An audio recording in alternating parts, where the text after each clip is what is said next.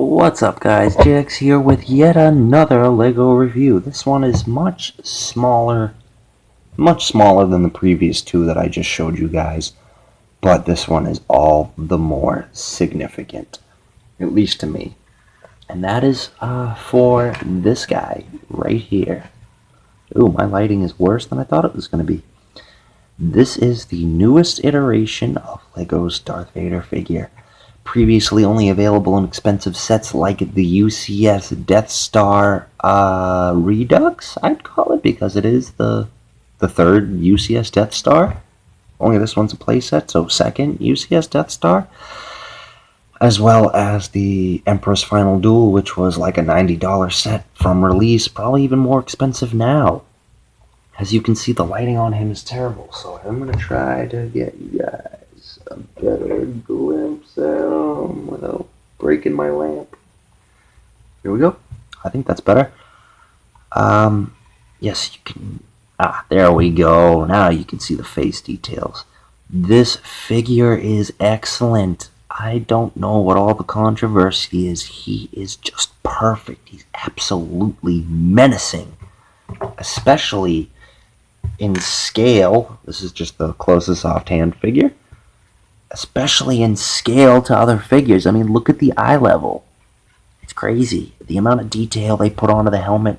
Some people feel it's a little too big, but if you hold a figure in front of it, I think a figure's head is too big compared to the helmet. If you ask me.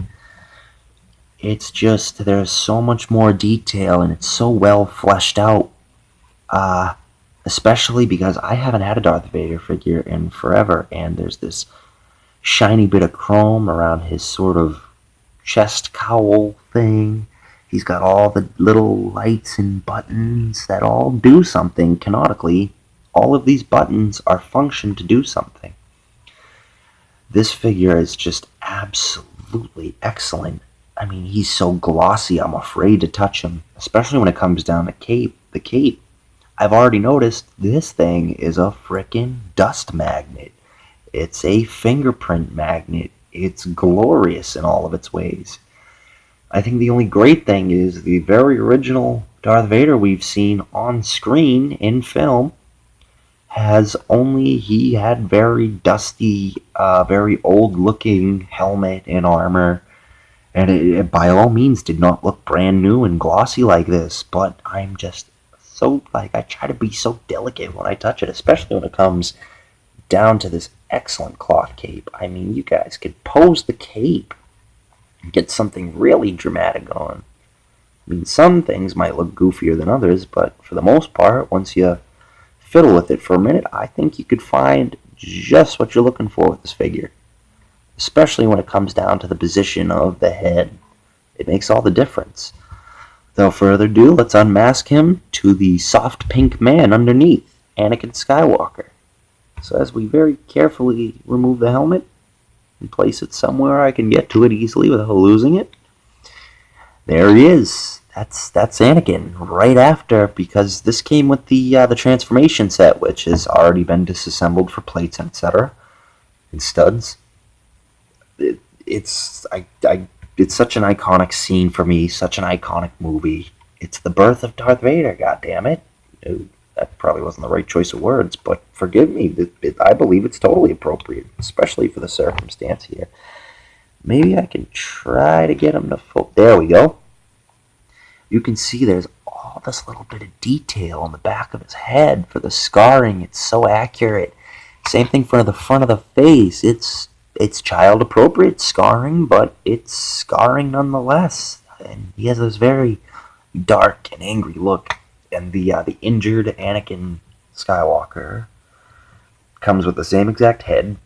The Emperor Palpatine is from the Freemaker series. Some people don't like it. I'm very excited to have Palpatine in general. Sheev. But yes, I believe 5 minutes is well worth the time to go ahead and look at this guy up close and even see that little chin triangle thing, vent. I don't know what it's called in canon, but you guys get the picture. He's Darth Vader. He's menacing. He's tall. He's very literally black compared to every other figure. And this was something I've been very looking forward to since they announced the transformation set way back at Toy Fair in February or March. It was like late February, early March. I'd been tracking that set, just waiting, saying $30, $25.99. Definitely worth it. Absolutely. Even if it is just for this one figure. Never mind Palpatine, or injured Anakin, or the two medical droids, or even the set in general, just to have the function to put Vader together and do that little table flip thing. I think it's great. I think you guys are going to love this. If you're not, you're probably going to hate the quality, but nonetheless, you have to admit, the figure's great.